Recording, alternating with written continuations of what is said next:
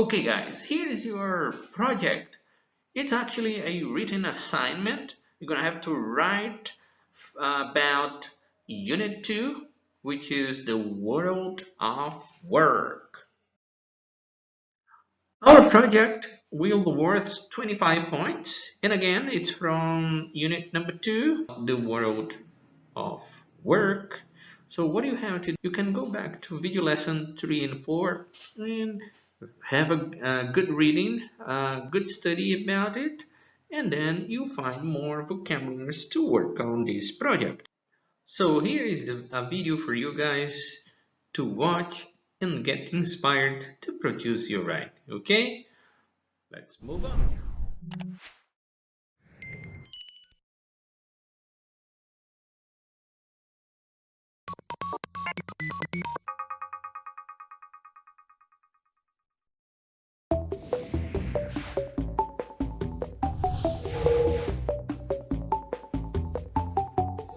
How many times has an adult asked you, what do you want to be when you grow up? That's a really tough question, isn't it? I mean, come on, I'm only in middle school. Did you know that each of us has our own strengths? They are superpowers that can help us find out what is important to us. So how do we figure out what those are? And how do kids like us find our place in the world? We're here to help you begin to explore what those superpowers are. And if you can find a way to use them every day, work might not even seem like work. So let's meet some people at Qualcomm's World of Work program who can help us get started. Take it away, team! Good morning, good morning. Welcome to Qualcomm. The space that we're in is the World of Work room, and this is the place that all the students start their experience here at Qualcomm when they're coming to the Think a Bit lab. And essentially it's a place for kids, for you guys, to learn about the world of work and all the amazing careers and jobs that we have here at Qualcomm. Who would know that there are engineers and marketers and lawyers and people that work in HR. There's also people that work in facilities. There's plumbers, there's electricians, all kinds of different jobs. So how do you find out about those types of careers? You come to the World of Work room. Why should you be thinking about any of this stuff? Well, I think a lot of people as they get older, they want to have great jobs. They want to be excited about the work that they're doing. You're going to work on average 60,000 hours in your lifetime. That's a long time. We could just do some simple math right now. The average individual works 2,080 hours a year. And you're probably going to work for 30 years in your lifetime. Right there, you get your 60,000 hours. So I guess the thought is, if you start thinking about it earlier, you may have a better chance of finding that sweet job, right? The thing that really fits you. We do an exercise with the students on various careers here at Qualcomm, but you can also find these careers at large tech industry or tech companies all throughout the world. So part of this exercise is they'll get a ring of careers. They'll begin to look at these careers. They might identify with what the career title is. When you go from the job title on the front, user interface designer, and you flip it over, and you look on the back, you're going to see a couple things. You're going to see a job description that kind of tells you a little bit about what that person would do. Wages. What do these people make? That's kind of interesting too. Like, what do these people earn? Is that job expected to be in demand in the future? What kind of degree am I going to need to get this job? Do I need a 4-year degree? Do I need to have a master's, 2 additional years, or maybe a PhD? Do I really want to be in school for that long? That's the question that you as a student need to ask yourself.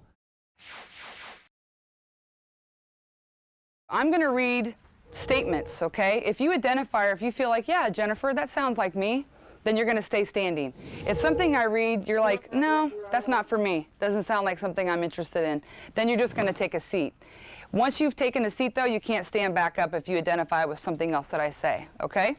So the stand-up exercise is something that we do in the lab almost every day. And as you're seeing people in the world of work and they're performing their jobs, you might want to be thinking in your mind, is this a stand-up for me or is this a sit-down for me? I see myself wearing a uniform every day to work.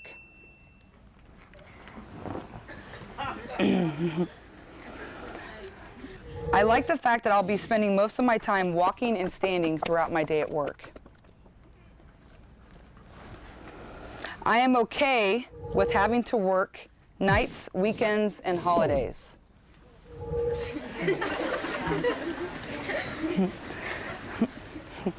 I can make critical decisions if someone's life is depending on me. And the last prompt, I can handle seeing and listening to someone if they're in pain. Okay, so the two that are standing, what do you think potentially this career is? Like a doctor or a like hospital medic. Excellent, excellent. It is a critical care nurse. Great job. The world of work is happening all around you. How do we attune ourselves to notice what's happening around us? And then for you, you can be asking yourself that question. Is this a stand-up for me, or is this a sit down? And know that it's always okay to sit down. It's always okay to put yourself on the sidelines. But if you do, it's also important to put yourself out on the field and raise your hand and stand up and say, you know what, that's for me.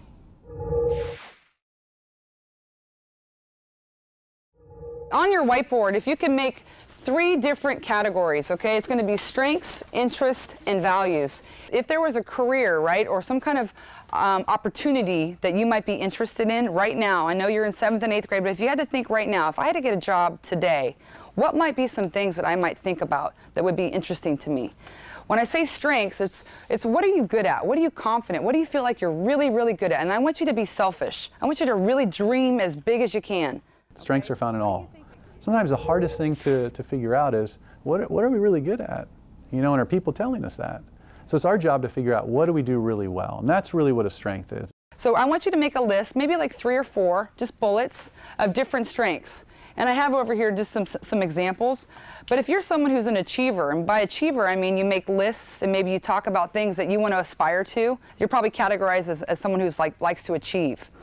If you know that responsibility is something that's very important to you, that you're going to follow the rules or make sure that we're all taken care of and you're really responsible, that might be something that is a strength of yours that makes you maybe a little bit unique than your classmate.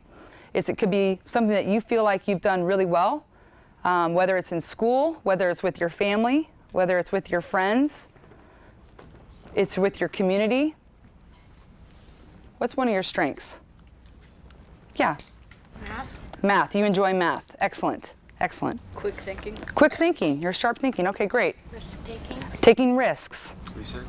Doing research. Okay. Interests are the things that we love to do. You know, what are things that we care about? Do we like working with animals? Do we like working with people? Do we like working with numbers? You know, those are the questions that you should be asking yourself as a student. What do I find myself doing regularly? Do I take things apart at home? Do I take machines apart? Do I like to solve math problems? Do I like baking or cooking or dancing? You know, those are clues to the things that we might want to do later on in life. If you could give me 3 or 4 again, various interests in a career lens, if you thought of a job that you might aspire to today, what might that be? What are some of your interests? Yeah. Engineering. Engineering, okay. Yeah. Coast Guard or Navy. Okay, you're interested in the Coast Guard or the Navy, yeah. Programming or hardware. Programming or interested in working with hardware. Excellent. Marine biology. Marine biology. Military and vet. Military and being a veterinarian. Excellent. So these are your interests right now and they might change. Okay, and the last category is values. Okay, this is what's important to you. What's kind of like a deal breaker, right? When I named off a few things like working nights, weekends, and holidays, some of you sat down immediately, right? And that might be flexible for some people. That might not bother you. Maybe you want to do nights, weekends, and holidays. Maybe it's, you know, double pay, and that's okay for you. Everyone's going to have different values. If work-life balance is important to you, or spending time with family, write down some of your personal values. What are things that are, and this is in a lens of a career, okay? So values in a career. Maybe you want to work for a company that has making an impact or has purpose, right? It is doing good in the world. That's something that's a value to you. Values are kind of those non-negotiables that we have sometimes in life. You know, if we didn't have to you know, kind of give up any things that are important to us, knowing how you're wired around your values will really help also give you some clues to what type of job might be right for you in the future. Each of you are going to have very different values. So give me like 2 or 3 different values that would be very important to you at your job or at your career. All right, everybody, looks like we got a great long list. What are some of your values? Yeah. If needed, take risks for others. If needed, take risks for others. Okay, in the back. Get insane Getting the same pay as men. All right, that's a value. Excellent. Teamwork. Teamwork. Excellent. Making people happy. Making people happy. So you have 3 very distinct categories, and this is you. This is you right now. It might change next month. I can guarantee when you're in high school, if I met with you again, it might change, and that's okay. The whole goal of this is to take a self-assessment of who you are right now and see, like, wow, look at this. This is something that's very important to me. This is a career that I might aspire to. This is something that I feel like I'm really good at. I'm really confident in this. Someone's told me that I am really good at this, and it feels right. The big takeaway is that this could be a reality for you. When you're in your dream job or you're in a career and you're not looking at the watch or you're not feeling like, gosh, when do I get to go home? And you're just being you. You're being you. That's when you know you've aligned your strengths, your interests, and your values. And that should be the goal, is that you've worked really hard in your education, you want to deploy those talents, you want to express your interests, and you want to make sure that your values are being matched wherever it is that you're working. Whether we're out at a restaurant or we're out at a sporting event, there's somebody who's working there as part of that experience. And so we've learned to kind of take note. Who's doing what? Who's doing what really well? And is there anything that someone's doing that might interest me? And so anytime you leave your front door, keep your eyes open and you might find a job that someone's doing that might be interesting for you. I think when you're going throughout your day, observing, whether it's your teacher, a family member, you're out and about in the world, when you see someone really happy and joyful and they're engaged in their work, I think that's important to take note of. And what is it? Why are they engaged in their work? What are they doing? What makes them so happy? If you're a kid today and you want to know about your career journey and you want to ask an adult, I say, like anything, just ask politely. You know, an adult is just waiting to be able to answer a question from a student about their career. So as a student, you're missing opportunities if you're not willing to ask a teacher or a principal perhaps, or maybe a friend of your mom and dad, or again, your family. Ask them the questions, you know, hey, do you like your job? How did you get into your job? What are the things that you hate about your job? Or if there was one thing about your job that you wish that you'd never had to do again, what would it be? You know, you want to learn all the parts of the job, not just the good, but also the bad. And adults are always waiting to get that question from a student. Thanks, team. And thanks for hanging out with us to learn about careers. We hope you learned some simple things you could do to help you decide what direction you want to go in the world of work. And the next time someone asks you, what do you want to be when you grow up? You may not have an answer, but you'll know what tools to use to help figure it out. See you next time.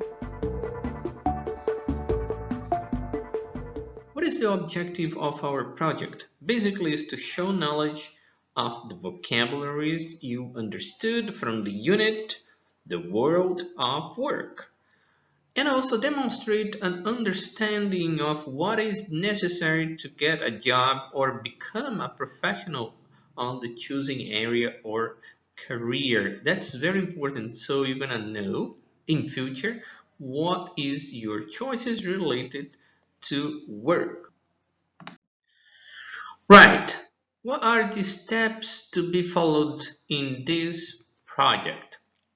First, choose a career. So a career that you may think that will be yours in future, or maybe you can choose a career that your parents want, or you can decide it for any career that you may consider important for you. Okay? And for number 2, the second is a research information about it. So what you have to do is to go in a very reliable website and get more information related to that.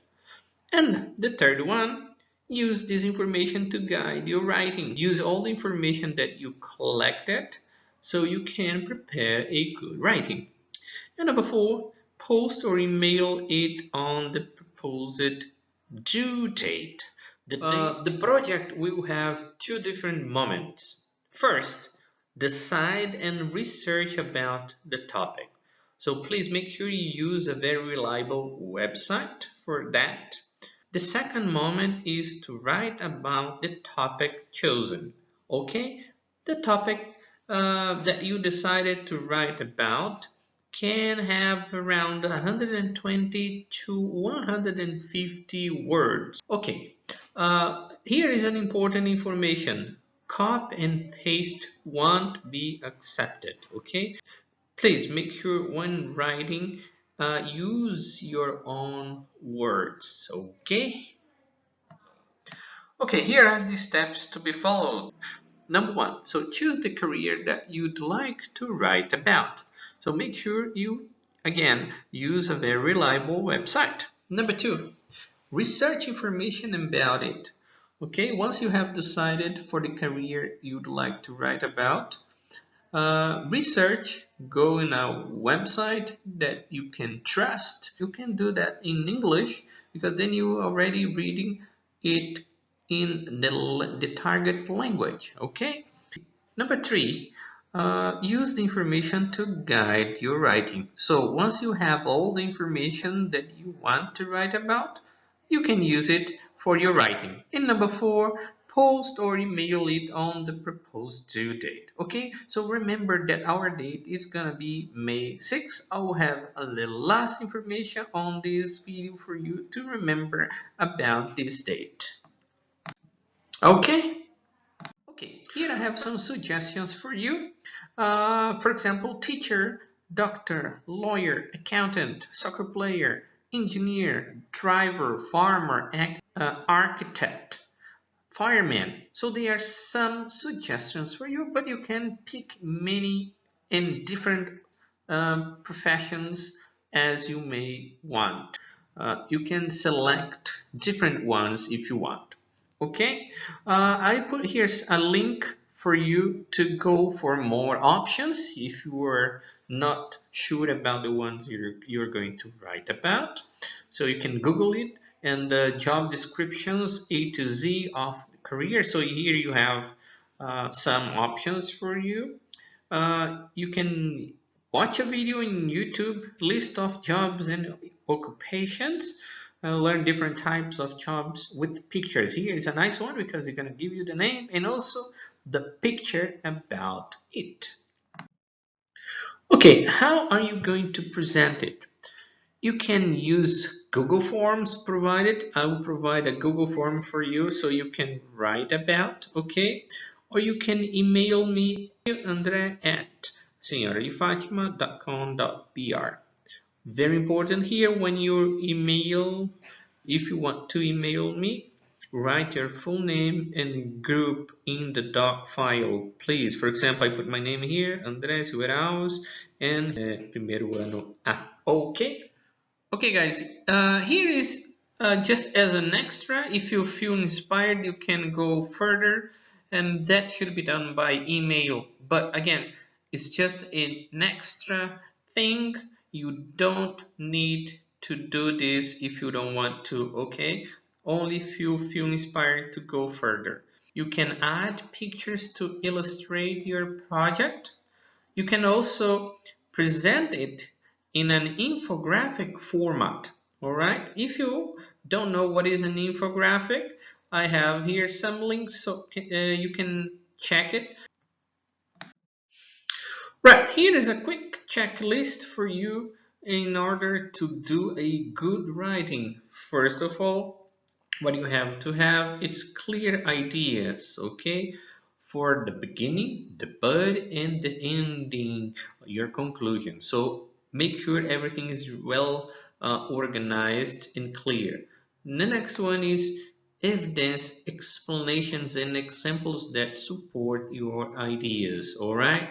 The next one is a description that shows your findings. Next one, logical and easy to follow organization. Very logical and easy, so I know what you're talking about. And the next one is structured sentence to make the meaning clear. Your sentences have to be well written and with a clear meaning. Next one, the grammar that makes the writing easier to understand may not always follow rules. Sometimes it doesn't need to follow rule if you want to make clear your point of view. All right, so here are some tips for you so you can do a good writing. And the last but not least, due date. So when you have to send me your information, that's the date, May 6th, okay? So make sure you send the whole project in that specific date, okay?